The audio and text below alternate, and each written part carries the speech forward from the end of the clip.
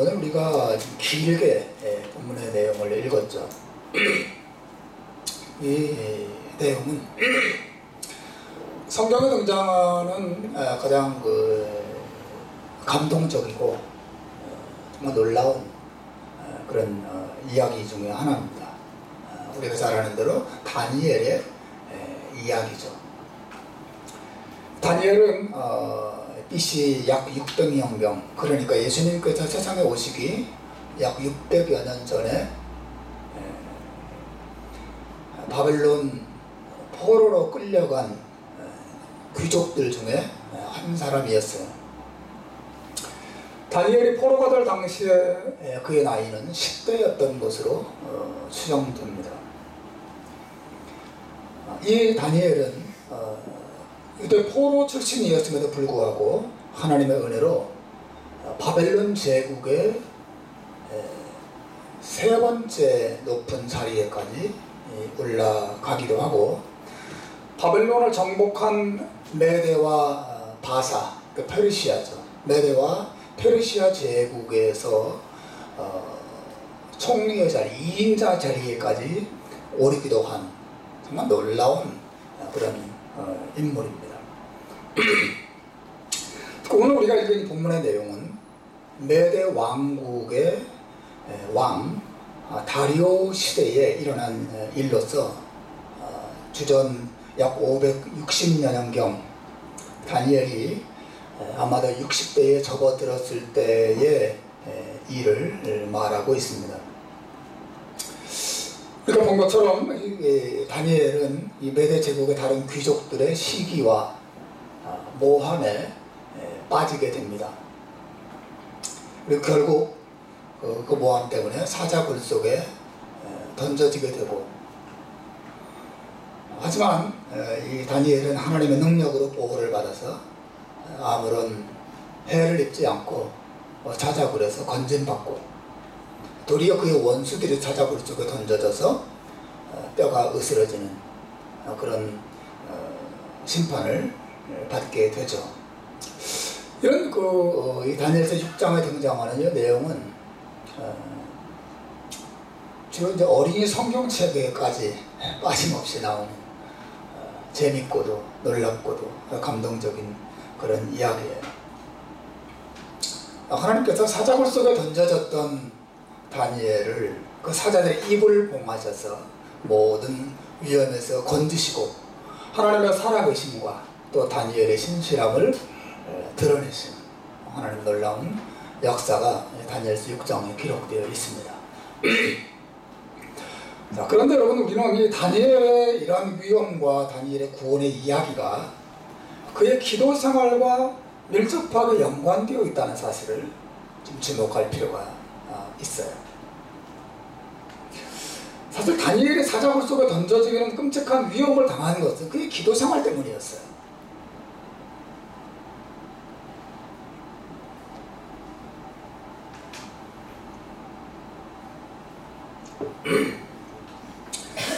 이 다니엘을 시기하던 무리들은 다니엘을 고발하기 위해서 흠을 찾습니다. 하지만 그 사람들은 다니엘에게서 어떤 흠도 찾지 못합니다. 결국 그들은 다니엘을 넘어뜨릴 수 있는 일이 그의 신앙생활을 이용하는 것밖에 없다는 결론에 이르게 되죠. 그들의 이 다니엘 원수들의 눈에 띈 다니엘의 대표적인 특징은 그가 하나님 앞에 하루 3번씩 정기적으로 기도한다는 것이었습니다. 그래서 그들이 볼 때 다니엘은 기도의 사람이었어요. 물론 착한 사람, 성실한 사람, 나라에 충성을 다하는 사람, 아주 뛰어난 어떤 능력을 가진 사람, 그런 사람으로 평가할 수도 있지만 그 어떤 것보다도 원수들의 눈에조차도 다니엘은 기도의 사람이었고, 그것을 걸고 넘어져야만 다니엘을 끌어내리고 다니엘을 자기들의 눈앞에서 제거할 수 있다라고 하는 결론에 이들이 이르게 된 것이죠. 그래서 그들은 함께 모의한 후에 여러분 알다시피 왕 앞에 나아갑니다.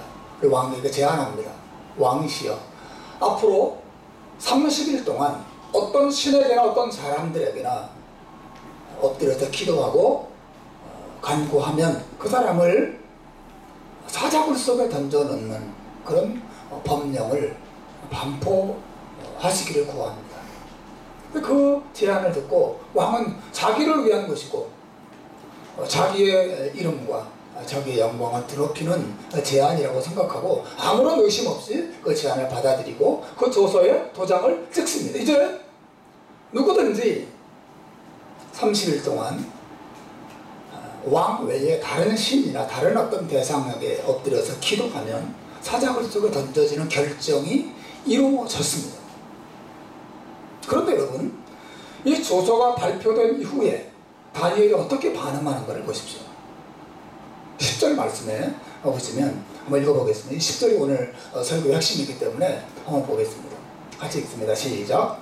다니엘이 조서에 왕의 도장이 찍힌 것을 알고도 자기 집에 돌아가서는 윗방에 올라가 예루살렘으로 향한 창문을 열고 전에 하던 대로 하루 3번씩 무릎을 꿇고 기도하며 그의 하나님께 감사했다고 말하고 있습니다. 기도하면 죽음이에요. 기도는 뭐 죽음을 의미하는 상황이었습니다. 하지만 다니엘은 그 기도하는 삶을 멈추지 않습니다.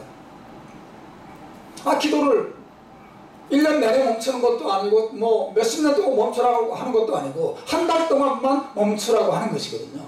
한 달만 지나면 돼요. 한 달 동안 기도 잠깐 멈추는 거 뭐 대단하겠어요? 하나님께 좀 양해를 구하고 하나님 좀 봐주세요. 내가 잠깐 좀 쉬겠습니다. 30일 동안 기도하면 저 죽습니다. 뭐 그렇게 말할 수 있지 않겠습니까? 그러나 다니엘은 마치 아무도 없는 것처럼 그의 기도의 삶을 멈추지 않습니다. 아니 그러면 30일 동안 뭐 기도하더라도 자기 방에 올라가서 좀 문도 닫고 사람이 안 보도록 은밀하게 좀 숨어서 기도할 수 있지 않겠어요? 다니엘은 그렇게 하지 않습니다. 그가 집으로 돌아가서는 윗방에 올라가 예루살렘으로 향한 창문을 어떻게 했다 그랬어요? 열었습니다. 창문을 열고 그가 기도하는 것을 그의 원수들이 똑똑하게 보도록 전혀 개의치 않고 전에 하던 대로 하루 3번씩 하나님 앞에 무릎을 꿇고 엎드려서 기도합니다. 정해진 시간에 정해진 장소에서 하나님을 바라보며 엎드려 기도하는 모습을 오늘 성경이 보여주고 있어요. 여러분, 오늘 제가 강조하고자 하는 것은 그 무엇도 다니엘이 기도하는 것을 멈출 수 없었다고 하는 것이죠.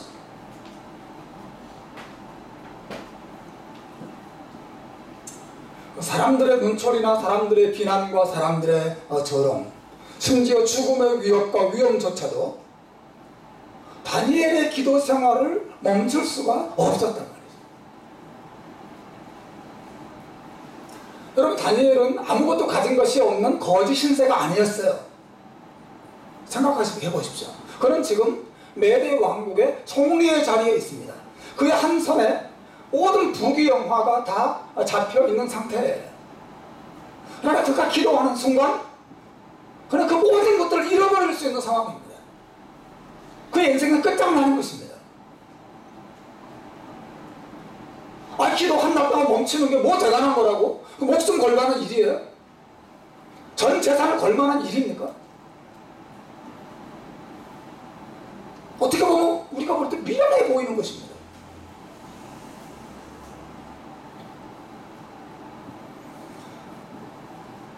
하지만 다니엘은 그 모든 위협 앞에서도, 그 모든 두려움 앞에서도, 그 모든 위험 앞에서도 기도를 멈추지 않습니다.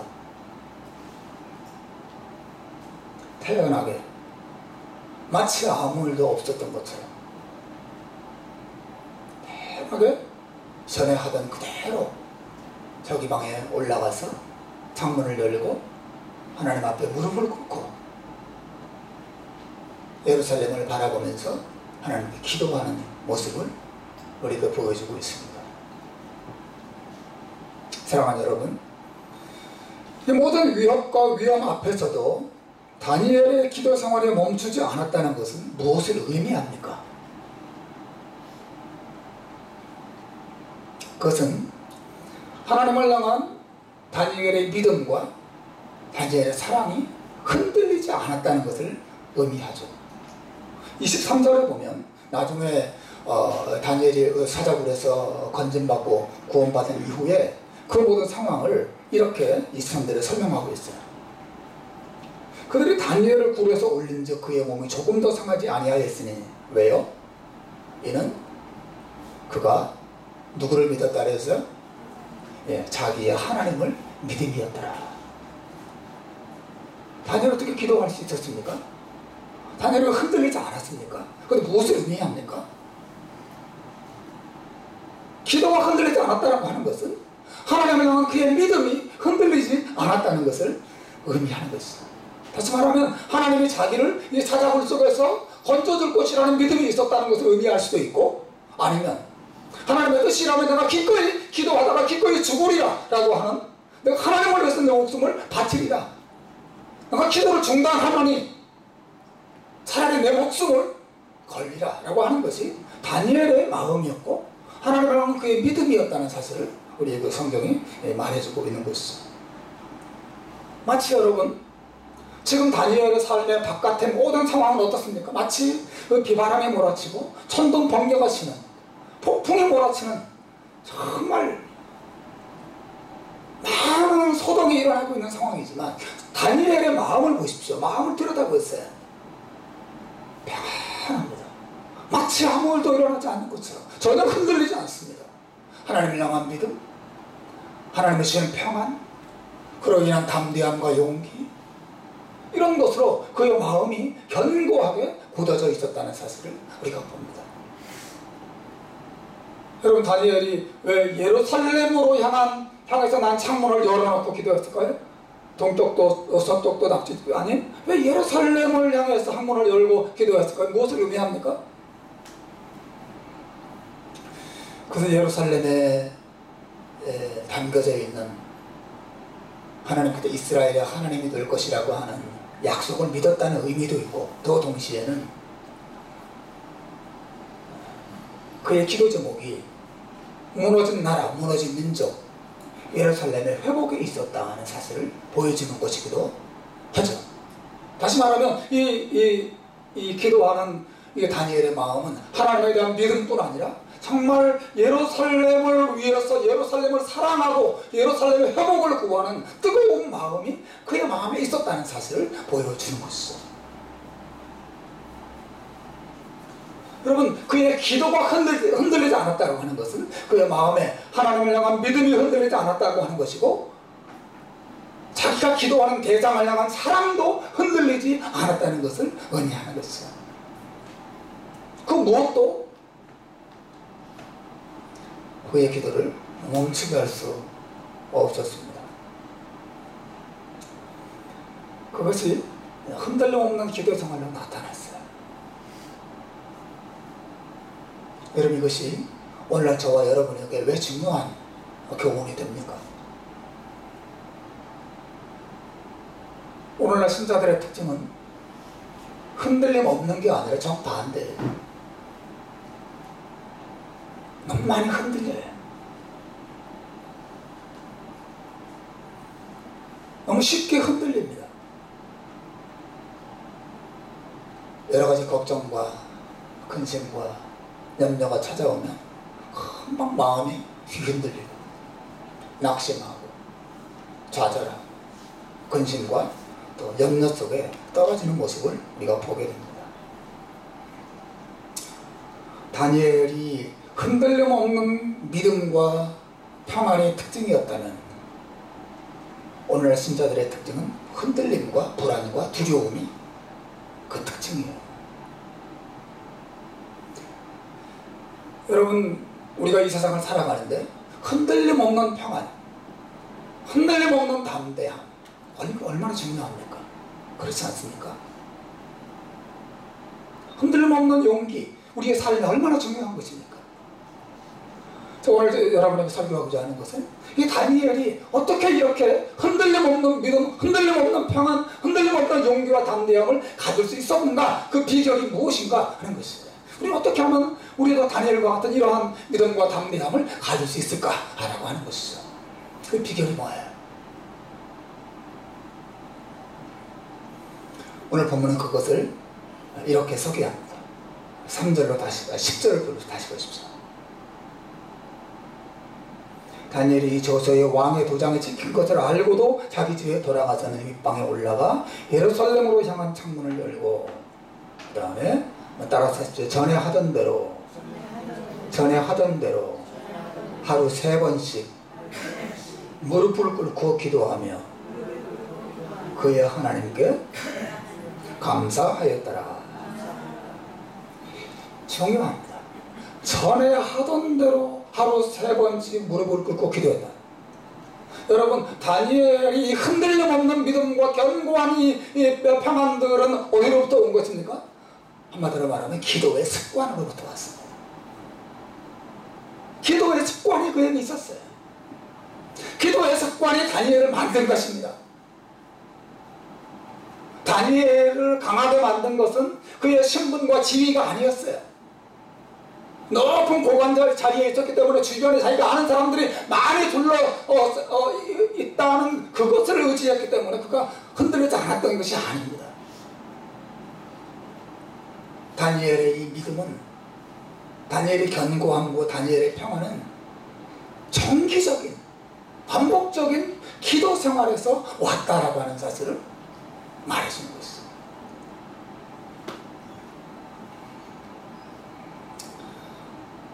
여러분, 다니엘의 기도 생활은 이벤트성 기도 생활이 아니었어요. 여러분, 이벤트성 기도 생활이 뭐예요? 위기가 닥쳐왔을 때 반짝하는 기도이잖아요. 힘든 일 다가왔을 때, 병들었을 때, 정말 중요한 어떤 결정을 앞두었을 때 하나님 앞에 엎드려서 기도하는 그런 반짝하는 기도, 금식 기도도 하고 철야 기도도 하고, 뭐 부흥회를 하거나 아니면 신년을 찾아왔을 때 하나님 앞에 반짝 기도하는 그런 기도 있잖아요. 물론 그런 기도도 나쁘지는 않습니다. 저는 그런 기도라도 하면 좋겠어요. 우리 성도들이 그런 기도라도 안 하는 것보다 훨씬 낫죠. 그런 기도도 필요합니다. 그러나 여러분, 다니엘의 기도 생활은 그런 반짝 일상적인 기도가 아니었어요. 이벤트성 기도가 아니었습니다.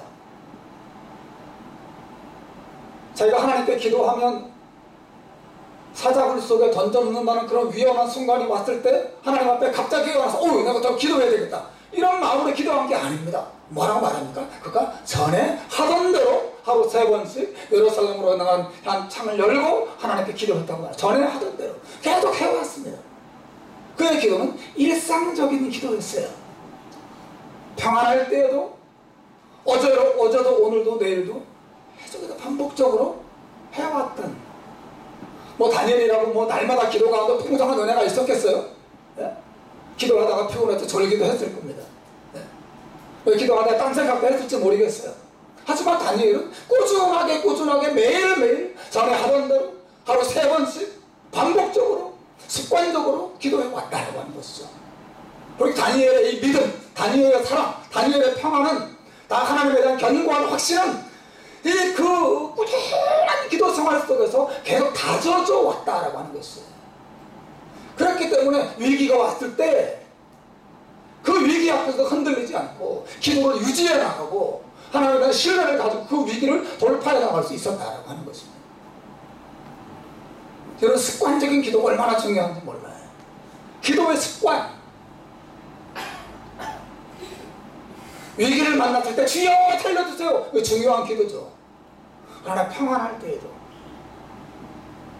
날마다 주님을 정기적으로 찾고 습관적으로 나아가서 주님 앞에 엎드리는 그런 기도가 하나 중요한 것입니다. 저 어릴 때 제 모교회 이렇게 생각해보면 늘 기도의 방들이 있었을 거예요. 조그만 방들이. 그리고 강대상 앞에 이렇게 엎드려서 기도할 수 있는 방석이 이렇게 쌓여있고, 그죠? 그래서 다 일 마치고 집에 돌아와서 식사하고 집안 정리를 좀 하고, 그리고 저녁 한 10시, 11시 되면 우리 어머니들, 특히 나이 드신 권사님들 짐 싸가지고 교회로 오셔서 강대상 앞에 이렇게 엎드려서 방석 높이 쌓아놓으면 거기 이렇게 기대셔서 아버지, 하나님의 이름을 부르면서 엎드려 기도하고 하시던 그런 모습이 많이 생각이 납니다. 피곤하지 않았겠어요? 그 어르신들이. 그죠? 피곤했습니다. 다니엘이라고 피곤하지 않았겠습니까? 그런 정리였습니다. 하지만 그 피곤하고 힘든면서도 기도 시간을 잃어버리지 않으려고 다니엘 힘써서 노력했어요. 정해진 시간, 정해진 장소에 가서 정해진 자세로 반복적으로 습관적으로 기도를 해왔고, 그 속에서 다니엘의 믿음이 깊어지고 강해지고 하나님을 향한 사랑과 확신이 더 견고해질 수 있었다고 하는 것이죠. 그러니까 죽음의 위협이 왔을 때에도, 또 심지어 자기의 부귀영화가 하루아침에 다 날아갈 수 있는 그런 상황이 왔을 때에도 흔들림 없이 마치 아무 일도 없었던 것처럼 평안하게 태연하게 하나님 앞에 나아가서 기도할 수 있었다고 하는 것입니다. 포도주를 친다면 다니엘의 기도 생활은 집 막 짜낸 그런 포도즙이 아니고 오랫동안 숙성된 그런 포도주와 같은 깊은 맛을 가진 그런 기도였다라고 하는 것입니다. 여러분, 습관이 얼마나 중요합니까? 습관이 곧 능력이에요. 습관이 곧 삶입니다. 내가 어떤 습관을 가지고 있는가가 내가 어떤 사람인가를 보여주는 거예요, 사실은. 특별하게 이렇게 옷을 입고 잔친날 멋지게 짠 폼을 잡고 이렇게 나타내는 모습, 그것은 진짜 내 모습이 아니에요. 진짜 내 모습은 나의 습관입니다. 습관. 저는 그래서 봤습니다. 미국 듀크 대학에서 조사를 했는데 사람이 행동하는 모든 행동의 약 45%가 습관으로 이루어져 있대요. 습관적으로 행동한다는 거죠. 우리 아이들이 종종 제 습관을 흉내낼 때가 있어요. 몇 주 전에도 그래 흉내를 내서 막 같이 웃었는데, 제가 설교하다가 항상 안경을 손으로 이렇게 올린다는 거예요. 근데 꼭 가운데 손가락을 올린다고, 아빠 가운데 손가락을 자꾸 올리지 마세요. 나는 그거 아무 생각이 없었거든요. 가운데 손가락으로 하나? 몰랐어요. 나도 모르게. 얼마 전에는 우리 김영호 목사님 오셨을 때 저를 따로 부르더라고. 목사, 설교할 때 바지에 손 넣지 말아라. 이렇게 얘기해 주는 거예요. 친구니까. 손 안 넣는데? 아니, 너 잘 모르지만 나가 보니까 손 정도 넣더라. 얘기해 주는 거예요. 그래서 나도 이렇게 보니까 나도 모르게 이렇게 자꾸 손을 넣게 되는 버릇이 있어서, 이게 별로 안 좋구나. 또 성도들 가운데 조금이라도 시험될 수 있겠다는 생각이 들어서 하자를 이렇게 잡고 합니다. 안 집어넣으려고. 여러분, 습관이 무서운 거잖아요. 습관이 무엇입니까? 습자라고 하는 것이 익힌다. 익힐 습. 관은 익숙할 관자더라고요. 익혀서 익숙해지는 것입니다. 어떤 일을 반복적으로 행해서 그것이 완전히 몸에 익어서 무의식적으로 나오는 행동을 가리켜서 습관이라고 합니다. 여러분, 습관이라고 하는 것은 따라서 뭔가를 의식적으로 하지 않아도 나도 모르게 그 일을 하게 되는 것입니다. 여러분, 다니엘의 기도가 습관적인 기도였다고 하는 것은 형식적인 기도였다, 그런 뜻이 아니죠. 그의 기도는 그의 삶과 완전히 밀접하게 연결되어 있었어요. 기도가 삶이었고 삶이 곧 기도였어요. 이렇게 힘들고 어려울 때든지 평안할 때든지 인생의 날씨가 좋을 때든지 아니면 햇볕이 나서 맑을 때든지 상관없이 정기적으로 하나님께 나아가서 그 하나님을 만났고 하나님과 교제했고 그 속에서 이스라엘 백성들 그 포로로 끌려와서 고생하고 있는 자기 민족을 위해서 하나님 앞에 눈물 뿌렸고 때로는 기도가 안 돼서 막 씨름하기도 하고 뭐 누구보고 절기도 하고 그랬을지 모르겠어요. 하지만 그는 기도를 중단하지 않았고 그 기도 속에서 그의 영혼이 성장했습니다. 그의 기도 속에서 그의 마음이 견고해졌습니다. 그의 기도가 다니엘의 삶을 만들었어요. 여러분, 그의 원수들이 다니엘의 삶을 보면서 그 어떤 흠도 찾을 수 없었다고 말하고 있습니다. 고발할 거리를 찾으려고 뒷조사를 다 해본 거죠. 뇌물을 받았나, 불의한 일을 했는가, 뒷조사를 다 얼마나 사짜체했겠습니까, 여러분? 그러나 그 어떤 흠도 발견할 수 없을 만큼 다니엘은 정직하고 성실하고 충성스럽게 자기 이 직장 안에서 말하자면 총리의 일을 잘 감당했다는 거예요. 여러분, 그런 성실과 정직과 거룩과 이런 충성스러움이 어디로부터 왔습니까? 이 기도 생활에서 만들어진 거예요. 기도 속에서 하나님을 만나고 하나님의 사랑을 알고 하나님의 뜻을 아니까 거짓과 외식과 이런 물질에 대한 탐욕과 이 모든 것들이 이 기도 생활 속에서 제거되고 기도 생활 속에서 마음과 삶이 경건하게 살아가진 것이죠. 다니엘의 마음이든 다니엘의 삶이든 모든 것들이 이 기도로부터 왔습니다. 그것도 정기적인 기도에서 왔어요.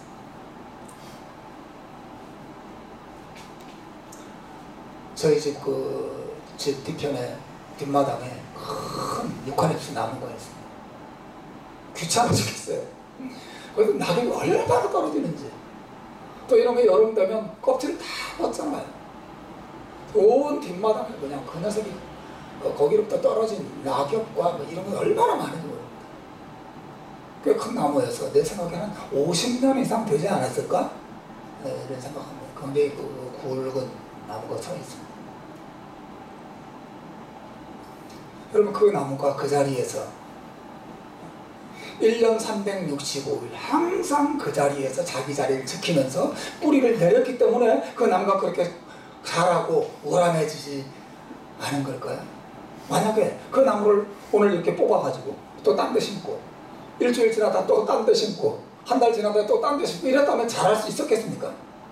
한 곳에서 지속적으로 뿌리를 내리고 했기 때문에 그렇게 우람하고 멋진 모습으로 자랄 수 있었던 것이죠. 습관이란 그런 것입니다. 한 곳에서 한 가지 일에 반복적으로 꾸준하게 해나가는 거죠. 저는 오늘날 영적인 거목들이 이 시대에 자꾸 사라지고 잡목들밖에 보이지 않는 원인이 어디 있냐? 습관적인 기도가 사라지는 데 있다고 믿습니다. 저는 정말 그렇게 믿습니다. 습관적으로 지속적으로 매일매일 꾸준하게 정해진 장소에서 정해진 시간을 놓고 하나님께 기도하는 신자들이 자꾸 없어지기 때문에 영적으로 성숙하고 인격적으로 성숙한 그런 신자들이 사라지고 있는 것이죠. 그리고 대부분의 시간들을 먹고 마시고 놀고 일하고 대체 시간들을 그렇게 다 써요.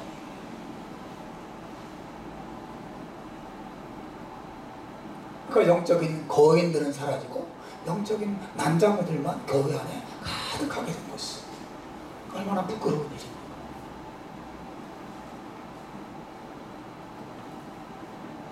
여러분, 성경은 예수님의 기도 생활을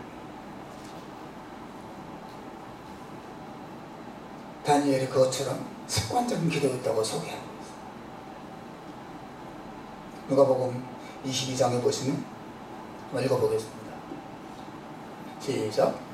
예수께서 나가사 습관을 쫓아 강남산에 가시니 그곳에 이르러 그들에게 이르시되 시험에 들지 않기를 기도하라 하시고, 예수님께서 낮에 온종일 일하시고 병자들 돌보시고 이 마을에서 저 마을로 전도하면서 다니시다가 그 피곤한 몸을 이끌고도 밤이 되면 때로는 이른 새벽에 일어나셔서 습관을 쫓아서 감람산에 가셔서 하나님 앞에 엎드리는 그런 삶을 사셨다라는 거죠. 하나님의 아들도 그렇게 하셨어요.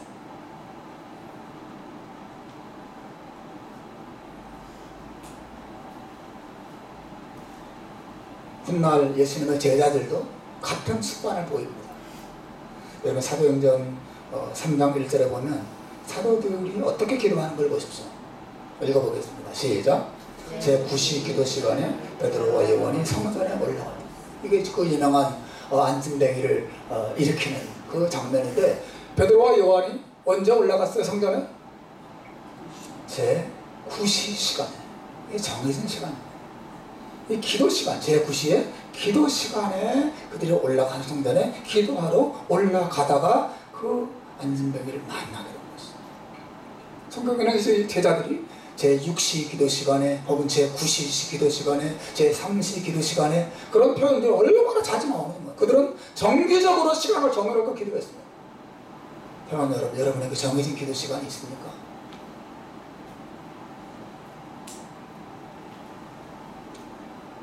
정해진 기도의 장소가 있나? 반복적으로 습관적으로 기도하고 있습니까?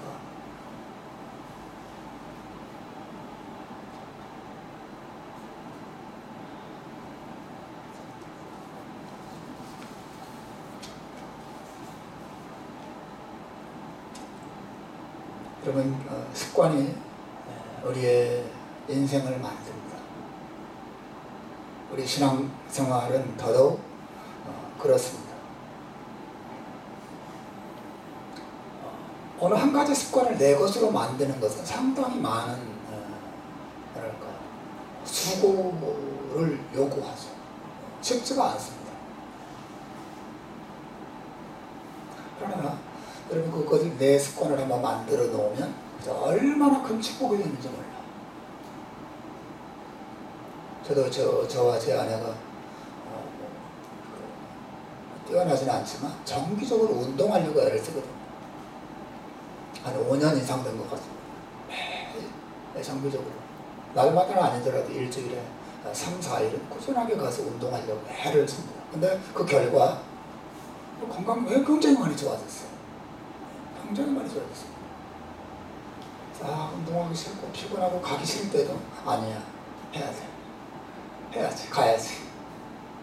서로 막 푸시하면서 당신 오늘 꼭 운동 가야 돼. 나도 갈게. 거기서 만나자. 계속 서로 이제 격려하면서 푸시하면서 운동하러 가요. 근데 운동을 안 하면 몸이 굉장히 불편해져서 오히려 건강을 위해서 운동을 정기적으로 하게 되는 그런 일들이 있습니다. 그 습관 한번 들여놓으니까 얼마나 큰 유익이 내게 있는지 몰라요. 여러분 하물며 이 몸의 연습도 그런데 우리 영혼이 기도의 습관이 완전히 들여졌어. 그 기도 속에서 하나님을 정기적으로 만나고 그의 은혜를 누린다면 우리 가정과 우리의 일터와 내 인생을 바라본 우리의 시각과 모든 것들 얼마나 큰 변화를 가져올 수 있겠습니까? 목사님 저는 이러이러한 상황이에요. 목사님 저는 도저히 기도할 수 없는 상황인 거 아시잖아요. 저는 압니다. 저는 이해할 수 있습니다. 정말 이해할 수 있습니다. 그럼 제가 여쭤보겠습니다. 여러분 만약에 여러분 어떤 병에 걸렸는데 어떤 의사가 여러분에게 약을 주면서 약을 하루 3번 빠짐없이 먹어야 합니다. 만약에 이것을 먹는 것을 빠뜨린다면 당신 죽을 겁니다. 그렇게 말한다면 여러분 약 먹는 시간 바빠서 빼뜨릴 수 있겠습니까? 의사 선생님 제가 요즘 너무 바빠서요. 제가 그 장담할 수가 없습니다. 제가 그 시간을 지켜서 약을 꼭 먹으니 장담할 수 없습니다. 이렇게 말할 수 있는 사람이 있겠습니까? 당신이 죽어요. 그거 안 먹으면. 꼭 시간 정해서 약 꼭 챙겨 드십시오.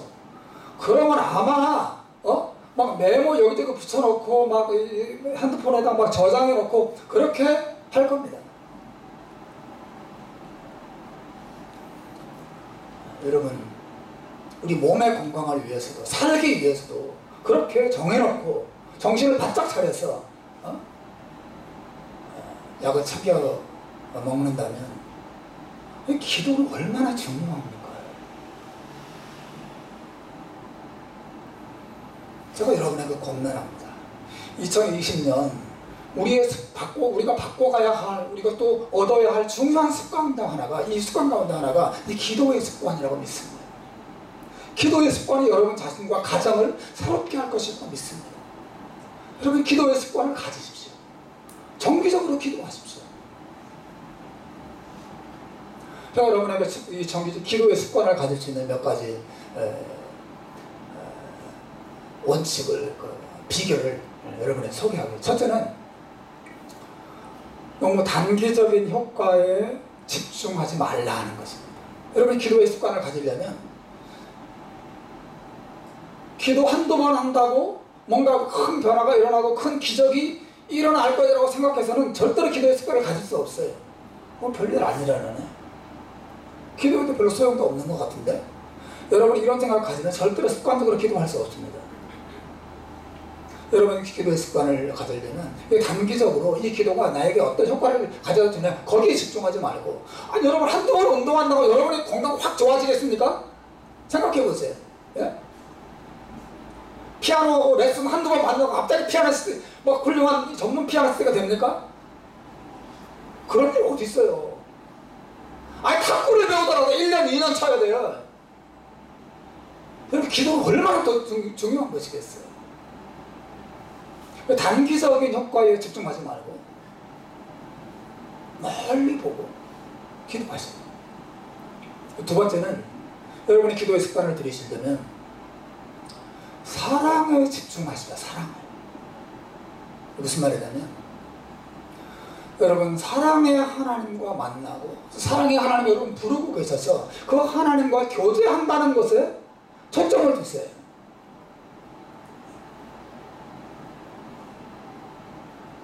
그러면 그 하나님과 만나는 기쁨 속에서 이 기도를 꾸준하게 해나갈 수 있습니다. 처음에는 쉽지가 않아요. 그러나 여러분, 너가 기도 적어도 하나님의 사랑을 알아가리라. 사랑하는 하나님을 만나고 그분과 교제를 내가 좀 더 깊게 가지려, 이렇게 생각하면서 좀 멀리 보고 그분과 계속적으로 하루 5분이라도 하루 10분이라도 꾸준하게 해나가십시오. 저는 하나님께서 우리가 기도할 때 얼마나 기도를 깊게, 얼마나 아름답게, 얼마나 능력 있게 하느냐, 하나님은 거기에만 관심 있다고 생각하지 않아요. 우리가 몸이 너무 피곤해서 끄덕끄덕 졸면서라도 기도하려고 몸부림치는 그런 모습 자체를 하나님 매우 귀하게 여기시고, 우리를 긍휼히 여기시고, 우리에게 은혜를 베푸시고, 우리에게 힘을 주신다고 저는 믿습니다. 여러분, 하나님의 사랑을 생각하면 사랑에 집중하고 기도를 시작하십시오. 마지막 세 번째는, 여러분 기도의 습관을 가지려면 목표를 세우십시오. 다니엘 같은 경우는 왜 꾸준하게 기도할 수 있었습니까? 그에게는 꿈이 있었어요. 그에게는 비전이 있었습니다.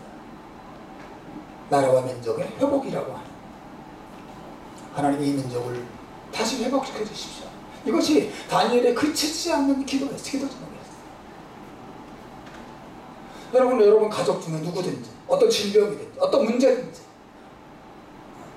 아니면 다른 목사든지, 우리 목사는 축복해 주십시오 라든지, 어떤 것이든 목표를 세우고 그 목표를 놓고 이렇게 기도하십시오. 목표가 없으면 생각이, 집중이 잘 안 돼요. 그런 목표가 있으면 꾸준하게 할 수 있습니다. 꾸준하게. 그러는 동안에 자기도 모르는 사이에 여러분의 영혼이 강건해지고 풍성한 은혜를 맛보게 될 줄로 믿습니다. 마지막 성경 구절 한 절 읽겠습니다. 사도 바울께서 우리 신앙생활을 가운데 중요한 교훈을 디모데전서 4장 7절에서 말합니다. 읽겠습니다. 시작. 망령되고 허탄한 신화를 버리고 오직 경건에 이르도록 내 자신을 어떻게 하라고요? 옛날 성경에는 경건에 이르기를 연습하라 그렇게 돼 있는데 여기는 경건에 이르도록 내 자신을 연단하라. 똑같은 표현이에요. 연습하는 거죠. 여러분 신앙생활에 연습이 필요해. 예? 꾸준하게 하셔야 됩니다.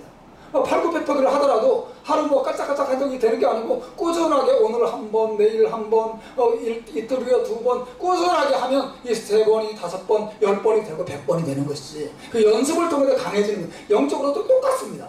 연습 없이 한꺼번에 되지 않습니다. 경건에 이르도록. 경건이 뭐예요? 영어로는 godliness인데 직역하면 하나님 다움이에요. 내가 하나님을 닮아가는 삶을 경건이라고 합니다. 그 하나님을 닮아가는 우리의 이 내년의 이 변화들, 우리의 삶의 변화들은 꾸준한 연습이 필요합니다. 습관이 되지 않고서는 신자의 삶을 제대로 살아갈 수가 없습니다. 여러분 이거 권면합니다. 2020년 기도의 습관을 드리는 한 해가 되시기를 주님의 이름으로 축원합니다. 이번 주 한 주간 또 숙제 됩니다. 그리고 적용할 거. 지난주에는 단체 카톡방에 한 사람이 딱 올렸어요. 감사하지 뭐 딱 한 사람이 올렸어요. 이번 주는 2사람이 올라올 줄을 믿습니다. 이번 주 숙제는 뭐냐면 이번 주 하루에 한 번씩 가족 중에 한 사람과 손잡고 기도하기입니다. 아무나 괜찮아요. 남편이든 아내든 자식이든 누구든 괜찮아요. 하루 한 번씩 1분도 좋고 30초도 괜찮습니다. 아셨죠? 네? 네. 손잡고 기도한다. 꼭 손잡고 하셔야 됩니다. 아셨죠? 꼭 손잡고 일로 와봐. 나를 기도하자. 손 딱 잡고 기도하는 거죠. 그러니까 하루에 한 번, 그러면 일주일에 벌써 6번 하고 주일날 보지 않습니까? 그렇게라도 기도의 습관을 천천히 들어가시면 여러분의 삶에 정말 올 한 해 올 연말에 갔을 때 하나님이 이렇게 내 삶을 축복하셨다고 간증하게 될 날이 오게 될 줄로 믿습니다. 기도하겠습니다.